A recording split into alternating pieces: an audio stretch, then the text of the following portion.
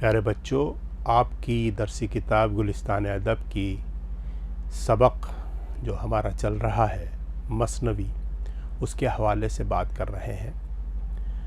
पिछले जो वीडियो था हमारा, इससे कबल जो वीडियो हमने आपके सामने पेश किया, उसमें मसनवी के हवाले से गुफ्तगू की गई थी।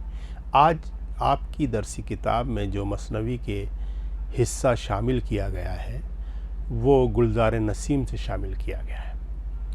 अब उसके लिखने वाले जो पंडित दयाशंकर नसीम हैं, उनके तारुफ के बारे में बात करेंगे। वो कब पैदा हुए और उन्होंने कब इस दुनिया से पर्दा किया, आइए बात करते हैं। दयाशंकर नसीम। दयाशंकर नसीम ये उस शायर का नाम है जिसकी मसनवी का हिस्सा आपके कोर्स में शामिल है। 1811 में पैदा हुए थे और 1843 में बहुत कम मुद्दत के अंदर इस दुनिया से चले गए थे। दयाशंकर नसीम लखनऊ में पैदा हुए। पंडित गंगा प्रसाद कौल के बेटे थे। दयाशंकर नसीम लखनऊ की तहजीब के अलंबरदार रहे तो लखनऊ में पैदा हुए थे, और जिनके वालिद का नाम पंडित गंगा प्रसाद कौल था। बुजुर्गों का वतन कश्मीर था। पैदा तो लखनऊ में हुए, लेकिन उनके अजदाद, दादा परदादा या ख़ानदान के बुज़ुर्ग जो थे, कश्मीर के रहने वाले थे। नसीम ने उर्दू व फ़ारसी की तालीम हासिल की। शायरी की है तो उर्दू फ़ारसी से उनका लगाव था, तो वो बचपन से ही उन्हें उर्दू फ़ारसी की तालीम दी गई थी। और अमजद अली शाह बादशाह अवध की फ़ौज में बख्शी के ओहदे पर मुलाजिम हो गए। बख्शी कोई पोस्ट होती थी उस वक्त, उस पे वो मुलाजिम हुए थे।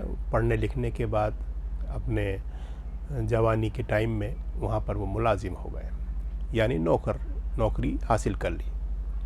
लड़कपन में ही शेर कहने लगे थे, क्योंकि माहौल उस ज़माने का लखनऊ का इस तरह का था कि शेर व शायरी की महफ़िलें सजती थी।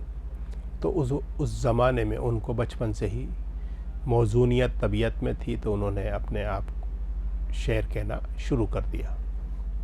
उन दिनों लखनऊ में शेख इमाम बख्श नासिख जो थे, शेख इमाम बख्श नासिख एक उस्ताद शायर लखनऊ के हुए हैं, जिनके बारे में आप आइंदा क्लासों में पढ़ेंगे। और ख्वाजा हैदर अली आतिश, इनके बारे में आपने पढ़ा भी है, इनकी गज़ल आपके कोर्स में शामिल है। मशहूर तरीन असातिज़ा थे। ये दोनों उस्ताद थे और इन्होंने ज़बान की इस्लाह का काम भी लखनऊ में अंजाम दिया था। तो उनके अंदर ये उनकी सोहबतें उस्ताद लोगों की हासिल हुई, तो उनकी शायरी संवरती चली गई।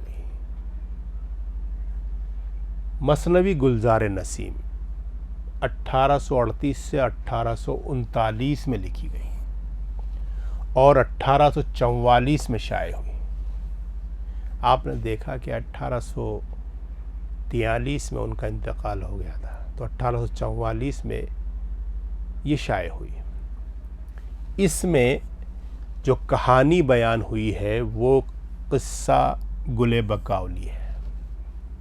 जो कहानी बयान की गई है वो गुले बकावली की, यानी बकावली के गुल का किस्सा इसमें बयान किया गया है, के नाम से मशहूर हुई। उसमें जो किस्सा बयान किया उसी के नाम से वो मशहूर हो गई। यह किस्सा इज़्ज़तुल्लाह बंगाली ने फ़ारसी में लिखा था। इज़्ज़तुल्लाह बंगाली जो थे, उन्होंने फ़ारसी में इस किस्से को लिखा था। इसका उर्दू तर्जुमा निहाल चंद लाहौरी ने मज़हब इश्क़ के नाम से किया था। निहाल चंद लाहौरी कौन थे? Nihal Chand Lahori fort William college के एक, जिसे कहा जाए मुसन्निफ़ की हैसियत से जाने पहचाने जाते हैं। उन्होंने इस किस्से को मज़हब इश्क़ के नाम से लिखा था। किस्सा गुले बकावली में उर्दू की कई दास्तानों की तरह मुख्तलिफ़ दास्तानों के अज्जा शामिल हैं। इसमें भी वो दास्तानों की जो खूबियाँ होती हैं, दास्तानों के जो अज्जा तरकीबी होते हैं, उसको शामिल किया गया है। ये मसनवी लिखते हुए नसीम ने मज़हब इश्क को पेशे नज़र रखा, सामने रखा। मज़हब इश्क जो निहाल चंद लाहौरी ने किताब लिखी है उसको उन्होंने सामने रखा। कहा जाता है कि अव्वलीन शक्ल में ये मसनवी बहुत तवील थी। ये भी कहा जाता है कि ये जो मसनवी है पहले जो इसकी शक्ल थी बहुत तवील थी, उसके बाद इसको मुख्तसर किया गया। पूरी मसनवी पढ़ने से अंदाज़ा होता है कि नसीम ने नसरी क़िस्से की तफसीलात को ऐसी महारत से मुख्तसर किया कि दास्तान में गज़ल के अशार जैसा इजाज़ पैदा हो गया। यानी ऐसा करिश्मा, ऐसी खूबी उसमें पैदा हो गई कि गज़ल पढ़ रहे हैं ऐसा लगता है। इतना तवील क़िस्सा और मुख्तसरन तरीक़े से उन्होंने लिख दिया। तकरीबन हर मिसरे में ऐसी फ़नी खूबियाँ और नज़ाकतें कार फरमा हैं कि एक आम नसरी दास्तान इंतहाई बलीग मंजूम अफसाना बन गई है। एक बड़ी दास्तान जो है बहुत खूबसूरत अफसाने की शक्ल, जिसे मंजूम कहते हैं यानी नज़्म की शक्ल में हमारे सामने आई है, और ये कारनामा पंडित दयाशंकर नसीम ने अंजाम दिया था। गुलजार नसीम और मीर हसन की मसनवी सहरुल बयान। गुलजार नसीम और मीर हसन की सहरुल बयान, ये मसनवी का मवाजना किया जाता है। ज़्यादातर लोग इसका मवाजना कर लेते हैं। मवाजना कहते हैं तुलना को। और कहा जाता है कि गुलजार नसीम का उसलूब यानी लिखने का तरीक़ा बनावटी और बोझल है। ये कहते हैं कि बनावटी है और बोझल है, इसको मज़ेदारी नहीं है, मतलब इसमें लुत्फ़ नहीं आता। ये बात सही नहीं है। लोग कहते हैं, जिन्होंने मवाजना किया है वो नाक़िदीन ने लिखा भी है, तो ये बात सही नहीं है।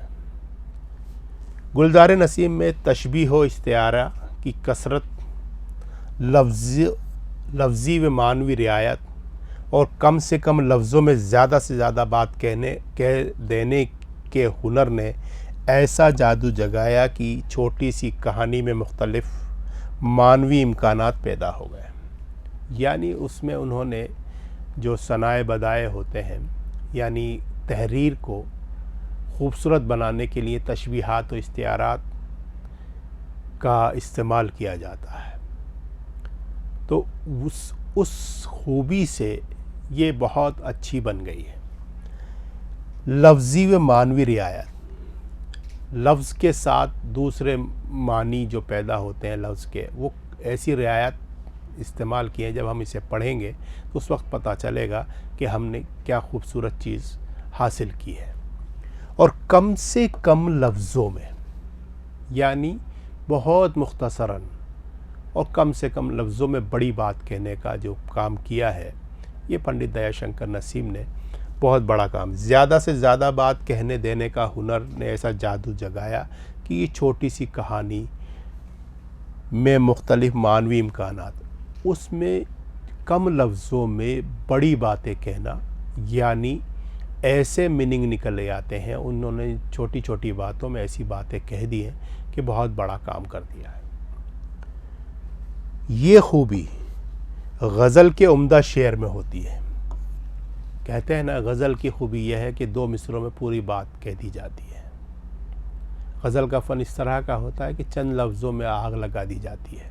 तो यही बात मसनवी गुलजार नसीम का भी कारनामा है कि उसमें कम लफ्ज़ों में ज़्यादा बात कही गई है, और इससे इस मसनवी में गज़ल की खूबी भी पैदा हुई है और पढ़ने वाले से भरपूर तवज्जो का मुतालबा करती है। और जब अगर मसनवी गुलजार नसीम पढ़ने बैठता है आदमी, तो उसकी दिलचस्पी और दिलकशी उसको अपने से दूर नहीं होने देती, और वो पढ़ता ही चला जाता है। दिलचस्पी बड़ी तौर पर उसके साथ बरकरार रहती है और वो उसमें खो जाता है।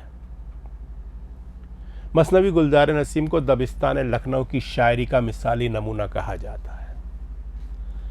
जो मसनवी गुलजार नसीम है, जिसे पंडित दयाशंकर नसीम ने लिखा था, वो दबिस्तान लखनऊ की एक ऐसी दास्तान है जिसे मिसाली किरदार कहा जा सकता है। जिसे मिसाली नमूना कहा जा सकता है। नसीम के ज़माने के लखनऊ और वहाँ की शायरी में जो शाइस्तगी, मुरस्साकारी और तकल्लुफ़ात राइज थे, वो इस मसनवी में पूरी तरह जलवागर हैं। उस ज़माने की जो तर्ज़ माशरत थी, उस ज़माने का जो शायरी करने का तरीक़ा था, उस ज़माने में जो लफ्ज़ इस्तेमाल होते थे, वो सारे के सारे लफ्ज़ इस मसनवी में मौजूद हैं। और मुरस्सासाज़ी, मुरस्साकारी उस ज़माने में, जिस तरह से आप ये समझें कि लफ्ज़ों से तस्वीर जो बनाने का हुनर था वो पंडित दयाशंकर नसीम के पास था। उन्होंने बहुत अच्छी तरह से लफ्ज़ों के ज़रिए एक तस्वीर खींच के रख दी। जब हम उसको पढ़ते हैं तो उसमें हमें ऐसा महसूस होता है कि हम उसी ज़माने में सफ़र कर रहे हैं। वो इस मसनवी में पूरी तरह जलवागर हैं। नसरी अदब में इन खूबियों का इस्तेमाल मिर्ज़ा रजब अली बेग सरूर अपनी किताब फसाना अजाब में पहले ही कर चुके थे। फसाना अजाब भी लखनऊ की तहज़ीब का एक आईनादार है। इसी तरह ये किताब लखनवी नस्र नज़्म का आला तरीन नमूना कही जा सकती हैं। इस तरह से ये किताब, जो किताबें हम पढ़ते हैं लखनऊ की तहज़ीब व माशरत की, ये एक आला नमूना कही जा सकती है। तो इस तरह से आपका ये सबक जो पंडित दयाशंकर नसीम के हवाले से था, उनका तारुफ़ी खाका था, उनकी मसनवी का ज़िक्र था, ये मुकम्मल होता है। अब मैं आपसे इजाज़त चाहता हूँ। आदाब।